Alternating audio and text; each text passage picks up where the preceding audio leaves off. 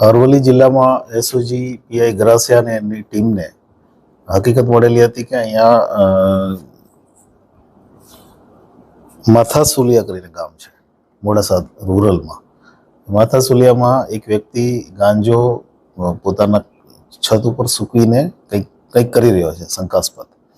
એના આધારે એમણે ત્યાં રેડ કરતા એક આરોપી રામાજી પાણાજી પગી ઉંમર વર્ષ 64 એ એમના છત ઉપરથી ગાંજો મળ્યો છે, વત્તા એણે એના ખેતરમાં પણ ગાંજો વાવેલો લીલો ગાંજો આ બધું કબજે કર્યું છે. ટોટલ 16 કિલો ગાંજો છે.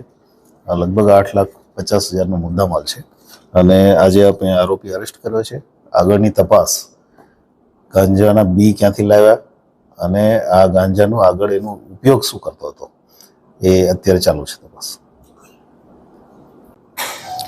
અરવલ્લી જિલ્લામાં એસઓજી પીઆઈ